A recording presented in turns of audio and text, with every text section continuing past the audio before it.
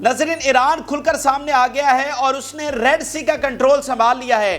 صورتحال بہت کشیدہ ہو گئی ہے اور اسرائیل اور امریکہ کی وہاں سے دوڑیں لگ گئی ہیں. اسرائیل کا پلان پوری طرح سے ناکام ہو گیا ہے. ایران کی جانب سے یہ جو پورا منصوبہ ایک بنایا گیا تھا, کس طرح سے اسرائیل کی سپلائی لائن توڑی گئی, ان پر سینکشنز کس طرح سے لگائی جا رہی ہیں, ان کی تیل اور اسلحہ کی سپلائی کس طرح سے بند کر دی گئی ہے, اس پورے منصوبے کے پیچھے کیا کہانی ہے وہ بھی آپ کے سامنے رکھیں گے. اور اس کے ساتھ ساتھ لبنان بارڈر پر اسرائیل کو بہت بھاری نقصان اٹھانا پڑا ہے اور کئی علاقے اب حزب اللہ کے حوالے ہونے والے ہیں, لبنان کے حوالے ہونے والے ہیں. کئی گاؤں جو کہ لبنان کے تھے جن پر اسرائیل نے ناجائز قبضہ کر رکھا تھا, اب وہ بھی لبنان کے حوالے ہونے جا رہے ہیں. اس کی تفصیلات بھی آپ کے ساتھ شیئر کریں گے. اس کے ساتھ ساتھ امریکی بیسز پر بہت زوردار حملے کیے گئے ہیں. جب سے جنگ جاری ہے سب سے بڑے حملے آج امریکی اڈوں پر کیے گئے ہیں, وہ تفصیلات بھی آپ کے سامنے رکھیں گے. جبکہ امریکی نائب صدر کاملا ہارس نے اسرائیل کا سارا پلان ناکام کر دیا ہے. اسرائیل جو فلسطینی ریاست کا قیام نہیں چاہتا, اب کاملا ہارس نے ایک ایسا کام کیا ہے کہ فلسطین کی ریاست کا قیام بالکل عملی ہو گیا ہے. وہ تفصیلات بھی آپ کے سامنے رکھیں گے. جن لوگوں نے چینل کو سبسکرائب نہیں کیا وہ چینل کو ضرور سبسکرائب کر لیں تاکہ ہر آنے والی ویڈیو آپ تک پہنچ سکے. ناظرین ریڈ سی کی صورتحال بہت زیادہ کشیدہ ہو گئی ہے اور ہم آپ کو بار بار اپڈیٹ کر رہے تھے کہ یہاں سے قبضہ ہٹنے والا نہیں ہے, یمن پیچھے ہٹنے والا نہیں ہے اور یمن کے پیچھے ایران پوری طرح سے کھڑا ہوا ہے. ایران ہی ہے جو سارا اسلحہ, امداد, ساری چیزیں ڈائریکشن دے رہا ہے اور آج ایران کھل کر سامنے آ گیا ہے, جس کے بعد مڈل ایسٹ کی صورتحال بہت زیادہ کشیدہ ہو گئی ہے. صورتحال پوری طرح سے بدل گئی ہے کیونکہ ایران اس سے پہلے پروکسیز کے ذریعے اپنی چیزیں چلا رہا تھا, لیکن آج انہوں نے بالکل فرنٹ فٹ پر آ کر تمام کنٹرول اپنے ہاتھ میں لے لیا. ہر دنیا کو بتا دیا ہے, اسرائیل کو بتا دیا ہے کہ یہاں کا راجہ کون ہے, یہاں کا سلطان کون ہے اور آگے اب اسرائیل کے ساتھ کیا ہونے والی ہے. پہلے میں آپ کے سامنے ڈیفنس منسٹر کا بیان رکھنا چاہتا ہوں, جس کے بعد آپ کو صورتحال پوری طرح سے واضح ہو جائے گی. ایرانی ڈیفنس منسٹر کیا کہتے ہیں؟ We have control in Red Sea, categorically کہہ رہے ہیں we have control in Red Sea, no one can manoeuvre there where we have control. وہ کہتے ہیں وہاں پر چڑی بھی, ایک طرح سے محاورتاً کہہ رہا ہوں کہ چڑی بھی پر نہیں مار سکتی جہاں پر ہمارا کنٹرول ہو. وہاں پر کسی کی جرت نہیں ہے کہ وہ وہاں پر آ کر کوئی ایکشن کرے, تو ریڈ سی میں ہمارا کنٹرول ہے. United States will face problems if it wants to form a coalition of international forces in Red Sea.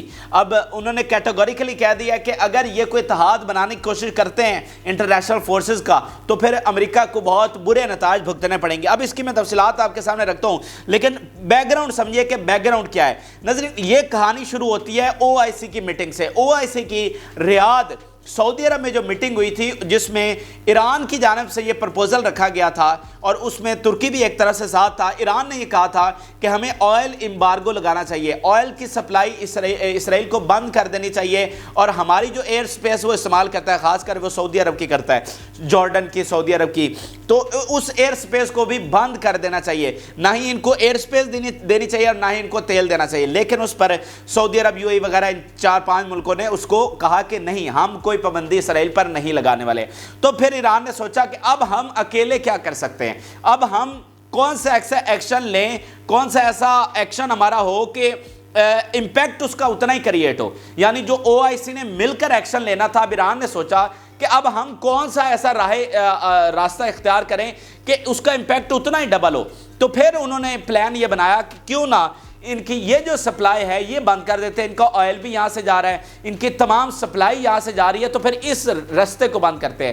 دین انہوں نے یمن کو آرڈر کیا کہ اس رستے کو بند کرو اور اسرائیلی جہازوں کو نشانہ بنانا شروع کر دو. پھر انہوں نے اسرائیلی جہازوں کو نشانہ بنایا, لیکن جنگ چونکہ ساتھ ساتھ چلتی رہی, جنگ کی شدت بڑھتی رہی, تو انہوں نے پھر یہ کہا کہ کوئی بھی نیشنلٹی کا جہاز اگر یہاں سے گزرے گا تو ہم اس کو نشانہ بنائیں گے جو اسرائیل کی طرف جا رہا ہوگا. تو پھر انہوں نے اگلا گیئر لگایا اور ہر نیشنلٹی کا جہاز, اب دیکھیں ناروے, فرانس, برطانیہ, امریکہ, مطلب ان تمام جہازوں کو وہ نشانہ بنا چکے ہیں. اور اب بڑی دلچسپ بات ہے, کل کے آپریشن کی ناظرین سامنے آئی. کل جو انہوں نے 2-3 جہاز اڑائے ہیں جو کہ تیل بردار جہاز سے اسرائیل کی طرف جا رہے تھے, ناظرین 90 کلومیٹر انہوں نے گن بورڈز پیچھے دوڑائی ہیں اس جہاز کے. یعنی انہوں نے جہاز کو وارننگ دی, وہ جہاز نہیں رکا. 2-3 انہوں نے وارننگز دی لیکن جہاز رکا نہیں, اور جہاز نے اپنی سپیڈ تیز کر دی اوپر اسرائیل کی طرف. ٹھیک ہے, اس نے اپنی سپیڈ تیز کر دی. تو ان کی جو گن بوٹس ہیں وہ 90 کلومیٹر ریڈ سی میں پیچھے گئی اور اس کا جا کے پیچھا کیا ہے. دین پھر انہوں نے جا کر مطلب اس پر حملہ کیا قریب جا کر اور اس پر میزائل سے فائرنگ کی. اس طرح کے آپریشن ریڈ سی میں ہو رہے ہیں. اور آپ اندازہ لگائیے کہ ریڈ سی میں فرینچ نیوی ہے, برطانیہ کی نیوی ہے, امریکن نیوی ہے, اسرائیل کی نیوی موجود ہے. یہ 4 بڑے ملکوں کی نیویز یہاں پر ہیں اور اتنی دیر یہ آپریشن چلتا رہا اور اس جہاز سے ریسکیو کی بھی اپیل ان تمام کو کی گئی. اور رپورٹس یہ بھی سامنے آئی ہیں کہ امریکہ تک اس ریسکیو آپریشن کی ڈیٹیلز پہنچی, یعنی وہ جو جہاز دوڑ رہا تھا اسرائیل کی طرف جو جا رہا تھا, اس نے امریکن نیوی سے اس کا کانٹیکٹ ہوا کہ ہمارے ساتھ یہ کچھ ہونے والا ہے, لیکن انہوں نے بھی کوئی رسپونڈ نہیں کیا اور ان کو نہیں بچا سکے. تو اس طرح کا غلبہ اس وقت یمن نے وہاں پر حاصل کیا ہوا تھا. ٹھیک ہے, تو اس کے پیچھے ساری پلاننگ کس کی تھی؟ ایران کی پلاننگ تھی. تو اب چونکہ یمن پر پریشر بہت زیادہ بڑھ رہا ہے, گلوبلی پریشر بہت زیادہ ہو گیا. جب آپ پوری دنیا سے ٹکر لے لیتے ہیں, جب آپ کہہ رہے ہیں کہ ہم نے کسی نیشنلٹی کے جہاز نہیں چھوڑنا جو اسرائیل کی طرف جا رہا ہے, تو آپ نے پوری دنیا سے ٹکر لے لی, دین پریشر بہت زیادہ بڑھ رہا ہے. تو اب اس لیے ایران نے فیصلہ کیا کہ وہ خود کھل کر سامنے آئے. اصل پلان جو ان کا ہے تو پھر اسے اب پوری ذمہ داری لینی چاہیے اور کھل کر سامنے آنا چاہیے. تو آج ان کے ڈیفنس منسٹر نے کیٹاگوریکلی کہہ دیا ہے کہ یہ سب کچھ ہم کر رہے ہیں اور یہاں پر کنٹرول ہمارا ہے, اور کوئی اس طرح میلی آنکھ سے بھی دیکھنے کی کوشش نہ کرے. یمن کی طرف اگر کسی نے انگلی اٹھائی یا ریڈ سی میں اس محاصرے کو توڑنے کی کوشش کی یا بائی فورس یہ راستہ اسرائیل کے لیے کلیئر کروانے کی کوشش کی, تو ان کو ہم سے ٹکرانا پڑے گا. اور جہاں پر ہم ہوتے ہیں وہاں پر چڑی بھی پر نہیں مار سکتی, محاورتاً آپ کو کہہ رہا ہوں. تو یہ کھلی ایران نے سب کو, خاص طر کے امریکہ اور وغیرہ کو کہہ دیا. حالانکہ جو یہاں پر آپریشن ہو رہے ہیں, ہم نے دیکھا کہ امریکہ کس طرح سے گریزہ ہے یمن پر حملہ کرنے سے. جب پہلے حملے شروع ہوئے تو اسرائیل نے کوشش کی کہ وہ امریکہ کے ذریعے ایک اتحاد بنائے جس میں you a E, Saudi Arab, France, برطانیہ وغیرہ سب کی نیویز یہاں پر شامل ہوں. لیکن جب سعودی عرب نے دیکھا کہ یہ تو ہمارے لیے سب سے بڑا تھریٹ ہے, یہ مڈل ایسٹ کی سیکیورٹی کے لیے سب سے بڑا تھریٹ بن جائے گا یمن سے پنگا لینا, تو سعودی عرب پیچھے ہٹ گیا. امریکہ کو بھی سمجھ آ گئی کہ جب اتنے محاذ دنیا میں کھلے ہوئے ہیں, یوکرین کی جنگ ہم آلریڈی ہار رہے ہیں, وینزویلا ادھر حملہ کرنے والا ہے, تائیوان پر چائنا حملہ کرنے والا ہے, ادھر غزہ کی جنگ الگ سے چل رہی ہے, یمن سے اگر ہم الگ سے جنگ چھیڑ دیں اور مڈل ایسٹ میں ہمارے اڈے محفوظ ہیں نہیں پہلے, تو یہ ہم کس طرح سے کریں گے؟ اور اس میں تو سارا فائدہ اسرائیل کا, ہمارے تو مفادات کو پہلے نقصان ہو رہا ہے اور امریکہ کے اندر سے پریشر تو پہلے بہت زیادہ تھا, تو اس لیے وہ پہلے ہی پیچھے ہٹے ہوئے تھے. لیکن پھر بھی ایک پریشر تو تھا کیونکہ اسرائیل بار بار امریکہ کو یہ کنونس کر رہا ہے کہ وہ یمن کے خلاف ایکشن لے. سو اسی لیے آج ایران فرنٹ فٹ پر آیا ہے اور یہ مڈل ایسٹ کے حوالے سے بہت بڑی ڈیولپمنٹ ہے کہ یمن نے اپنا پوری طرح سے کمان سنبھال لی ہے. تو یہ ریڈ سی کی اپڈیٹس تھی. اب آپ کو لبنان بارڈر پر لیے چلتے ہیں اور حزب اللہ جو کاروائیاں کر رہی ہے, حزب اللہ جس طرح سے اس کی حکمت عملی کامیاب رہی ہے, اور ہم جو آپ کو کہہ رہے تھے کہ شیبہ فارمز وغیرہ اور بہت سارے گاؤں حزب اللہ کے پاس آنے والے ہیں, لبنان کے پاس آنے والے ہیں, وہ آج بات بالکل سچ ثابت ہوئی ہے. وہ تفصیلات بھی آپ کے سامنے رکھیں گے. سب سے پہلے وہ تفصیلات آپ کو شیئر کرتے ہیں جو بڑے حملے حزب اللہ کی جانب سے کیے گئے ہیں اور بہت زیادہ نقصان اسرائیل کو لبنان بارڈر پر ہوا ہے. وہ تفصیلات آپ دیکھیے, بڑے زبردست آپریشن ہوئے ہیں. اسرائیلی میڈیا کی زبانی سنیے. Anti tank missiles were fired from Lebanon towards Israeli military positions in Galilee کے علاقے میں جو چوکیاں ہیں اسرائیلی آرمی کو, ان کو نشانہ بنایا گیا ہے اینٹی ٹینک میزائل کے ساتھ. بہت زیادہ جو حملے ہو رہے ہیں وہ اینٹی ٹینک میزائل کے ساتھ ہو رہے ہیں, کیونکہ وہ سامنے, چونکہ بارڈر اتنا کلوز ہے تو وہ سامنے ان اسرائیلی فوجوں کو دیکھ سکتے ہیں, اسی لیے وہ ان کی چوکیوں پر ڈائریکٹ میزائل فائر کر رہے ہیں, اور یہی اسرائیل کے لیے سب سے بڑا پرابلم ہے. پھر گلیلی کے ہیڈ کیا کہتے ہیں؟ دراصل چونکہ اسرائیل جگہ جگہ پر سیٹلمنٹس بناتا ہے, قبضہ مافیا نا, تو اس کی اپنی ریاست تو ہے نہیں, وہ جن علاقوں پر قبضہ کرتا ہے پھر ان کو کنٹرول کس طرح سے کرتا ہے؟ سیٹلمنٹس بنا کر. تو یہاں پر ناردرن اور پورے لبنان کے بارڈر کے ساتھ جگہ جگہ پر سیٹلمنٹس ہے اور ان کا ایک ہیڈ ہے. اب گلیلی کا ہیڈ کیا کہتا ہے؟ Huge explosions were heard in Hula valley. وہ کہہ رہے ہیں بہت زوردار دھماکے ہم نے سنے ہیں ہولا ویلی میں, اور دور دور تک آگ کے شعلے جو ہیں وہ دیکھے گئے ہیں, یہ خود وہ تصدیق کر رہے ہیں. اس کے علاوہ جناب ڈرونز اندر گھسے ہیں. اب یہ ہم دیکھ رہے ہیں کہ دوسرے دن تیسرے دن حزب اللہ کے ڈرونز آتے ہیں، ایئر کرافٹ اندر آتا ہے، اور یہ بہت ہی غیر معمولی ہے۔ جب اسرائیل اتنا کلیم کرتا ہے کہ آئرن ڈوم بنانے والے وہ ہیں، ان کا ڈیفنس سسٹم دنیا میں سب سے بہترین ہے، لیکن اس کے باوجود حزب اللہ کے ڈرونز، ان کے ایئر کرافٹس اندر آ رہے ہیں اور حملے کر رہے ہیں۔ مثال کے طور پہ اسرائیلی میڈیا کہہ رہا ہے interceptor missiles were fired at what happen to be a Hezbollah drone near سمرا۔ بالکل اسرائیلی میڈیا کیٹیگوریکلی اس بات کو تسلیم کر رہا ہے کہ سمرا کے علاقے میں حزب اللہ کے ڈرونز اندر آئے ہیں اور انہوں نے حملہ کیا ہے۔ اس کے علاوہ آپ اسرائیلی میڈیا کی زبانی دیکھیے، the damage to Hamas of the northern settlements creates a harsh, especially since Hezbollah is the one who sets the ceiling۔ اب وہ کہہ رہے ہیں کہ جو ڈیمیج ہو رہا ہے اس کی بہت ہی ہارش فیلنگز ہیں، اور چونکہ ایک ہمارے لیے بدقسمتی یہ بھی ہے کہ یہاں پر جتنا کنٹرول ہے وہ سارا حزب اللہ کے ہاتھ میں ہے، جو کر رہا ہے وہ حزب اللہ کر رہا ہے، اسرائیل کے ہاتھ میں آج کچھ بھی نہیں رہا۔ تو یہ ان کا میڈیا چیخ رہا ہے بھائی جو تم لوگوں نے کیا ہے نا 75 سال، آج اس کے حساب کا وقت آ گیا ہے، تو اب تمہاری ہارش فیلنگ ہو یا جس طرح کی بھی فیلنگ ہو، جو تم نے کیا ہے، جو بویا ہے، وہ کاٹنا تو پڑے گا۔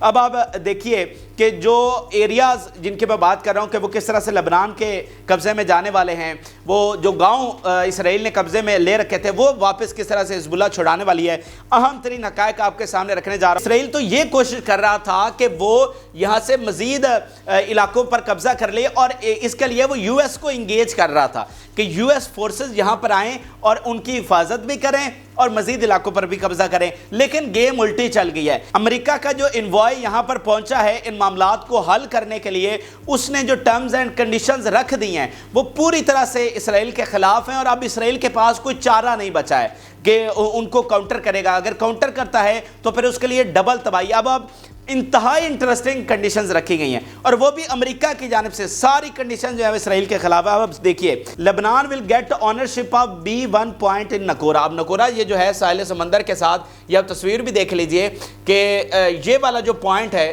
یہ قبضے میں کس کے آئے گا؟ لبنان کے قبضے میں آئے گا۔ یہ ساحل سمندر کے حوالے سے بڑا اہم ترین پوائنٹ ہے اسٹریٹجیکل لوکیشن کے حوالے سے۔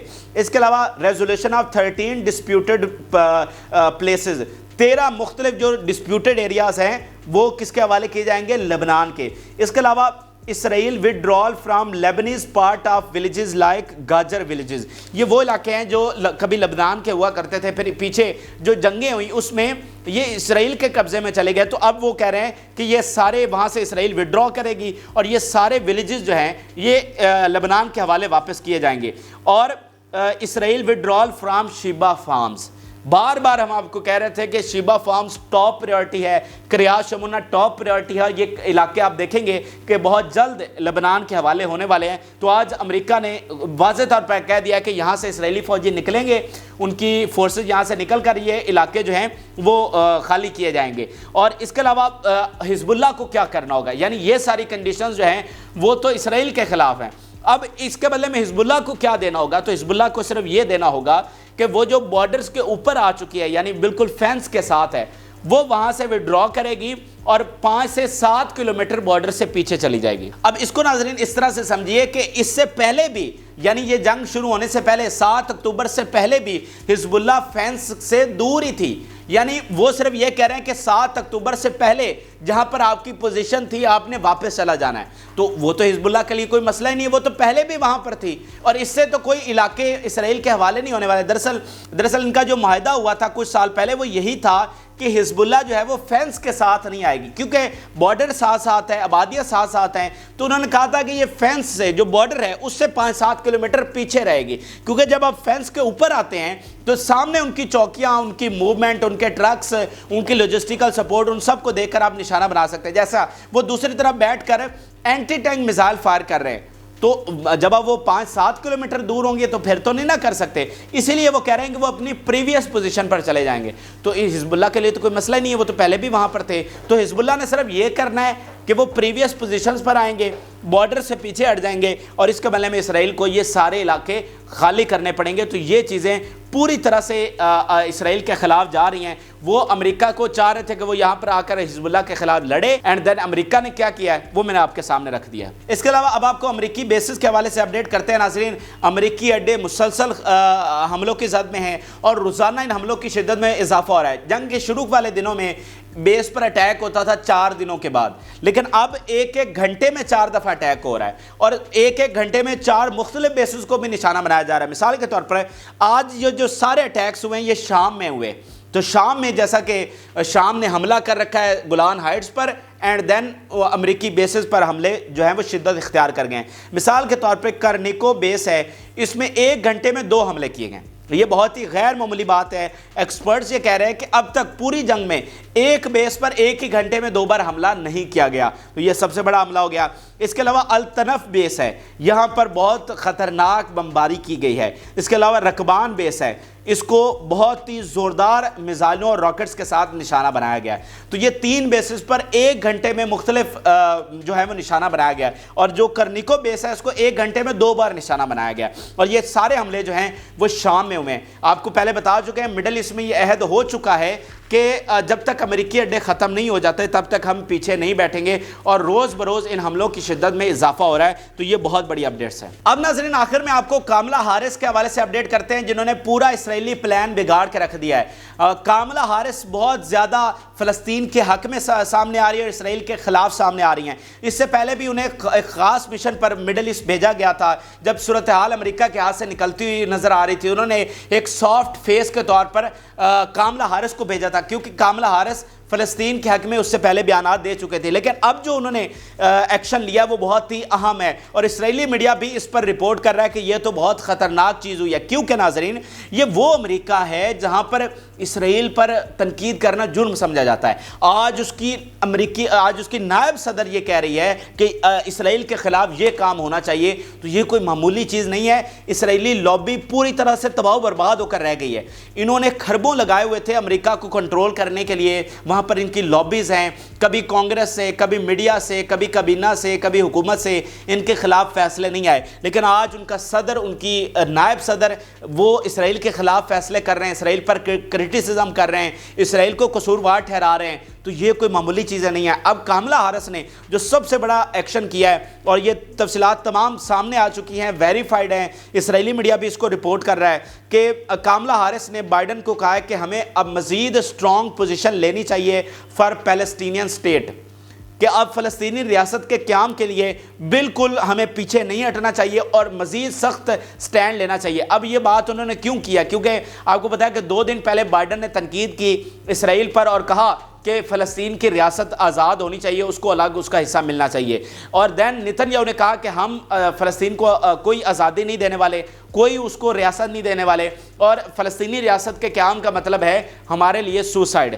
دین اس کے بعد اب شاید بائیڈن تھوڑا سا پیچھے ہٹتا کہ وہ کوئی تھوڑی بیک فٹ پر آتا، تو اس پر کاملا ہارس نے کہا کہ ہم نے بیک فٹ پر نہیں آنا، اب ہم نے مزید سٹرونگ پوزیشن لینی ہے۔ اب اگر وہ نیتن یاہو اس طرح سے جواب دے رہا ہے تو وہ تو اسرائیل کھڑا ہی ہمارے سر پر ہے، مطلب ہمارے بغیر تو وہ قائم نہیں رہ سکتا، تو ہمیں بیک فٹ پر نہیں آنا، ہمیں کسی پریشر میں نہیں آنا، بلکہ ہمیں مزید سٹرونگ پوزیشن لینی ہے، اور اب وقت آ گیا ہے کہ فلسطین کو ایک آزاد ریاست ملنی چاہیے، کیونکہ اس سارے معاملے کا حل یہی ہے، امن اس کے بغیر نہیں آ سکتا، سو یہ پوزیشن لینی پڑے گی اور فلسطین کو آزاد کرنا پڑے گا۔ تو یہ کاملا ہارس کا بہت بڑا اقدام سامنے آیا ہے، اور پوری دنیا کے میڈیا پر اس وقت اسی بیان کا چرچا ہے، اور اسرائیلی میڈیا پر بھی یہی ڈیبیٹ ہو رہی ہے کہ آج امریکہ سے ہمارے خلاف کس طرح کے بیانات آ رہے ہیں، اور ایسی صورتحال میں جب ہم جنگ میں ہیں، جب ہم ہارنے والے ہیں، جب ہمارے وجود کو سب سے بڑا خطرہ لاحق ہے، اس وقت ہمارے ساتھ امریکہ کر کیا رہا ہے۔ تو یہ ناظرین اہم ترین تفصیلات تھی جو کہ آپ کے ساتھ شیئر کی۔